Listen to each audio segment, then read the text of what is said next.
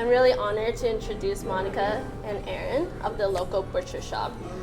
I grew up in Pennsylvania. My grandfather and grandmother have a farm where they raise animals and grow produce, and they try and live off the land as much as possible. Whatever they can't grow or raise on their own, they go to the Amish and will buy in bulk. For like the one time in like 10 years they went away. And as a farmer, you just don't leave your land because you've got to take care of everything that's going on. And they asked me to take care of getting chickens for them. They had scheduled picking up chickens for the farm. I had a car, and like I didn't even have a truck. I couldn't use theirs, and so I had to bring back all of these. I was probably 16 or 17. So, and this was a Nissan Altima, just like that. And I had chickens in the trunk and in the back seat and in the front seat.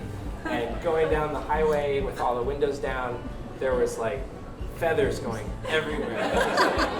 They were filling the car and blowing out the windows, but it was like it was my job, like it was my duty to get them back. With my grandparents, I thought they were crazy because of trying to push all this stuff on me that was completely different than what I grew up with. Now, they're the only people in my family who get what it is that we do and what we're trying to do, and the rest of my family is crazy. I was able to go to the Culinary Institute of America for school, and all I wanted to do was cook Italian food. That was it. Here we are. Yeah. Married 7 years. We have a 6-month-old baby and almost 4-year-old butcher shop. Well, the main impetus for starting our business was feel like we're doing something good at the end of the day, for the greater good, greater cause. And we thought about it. We thought, well, we don't need another great restaurant in this neighborhood, and we realized that we really couldn't find locally sourced, sustainable meat that we really trusted unless we brought it home from the restaurant. So we thought, well, the ranchers that came here to Oliveto with the half a pig over their back, well, Aaron had 12 years getting to know these people. So we called them all up, and they all readily agreed to sell to us to sell retail. It seems like a win-win for them because all of a sudden now they have salespeople on the ground. There's just so much on an animal that other than the tenderloin and the pork chops, and there's so much more that you can utilize out of it, which then we turn all of the other parts of the animals that don't go into the case into value-added products.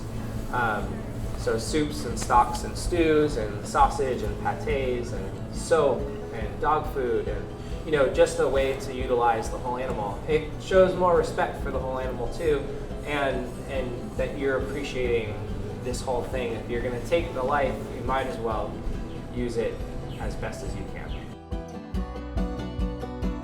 Even as this high-end butcher shop, like it's still not the true cost.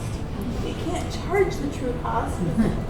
Who's going to buy that, But we've all been so brainwashed through subsidies and the whole crazy agricultural thing that's been happening to think that meat should be a cheap and regular commodity that we all eat on a regular basis rather than a rarefied and, an expensive item.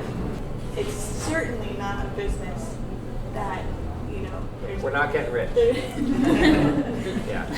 That's the biggest challenge, is just to stay sustainable in the sense of being able to operate year over year. Coming up on 4 years, and that's kind of a small miracle, like, everybody, at the end of the day, the broad picture is to preserve grasslands through the use of pastured animals and to make just and fair and clean meat accessible to the masses.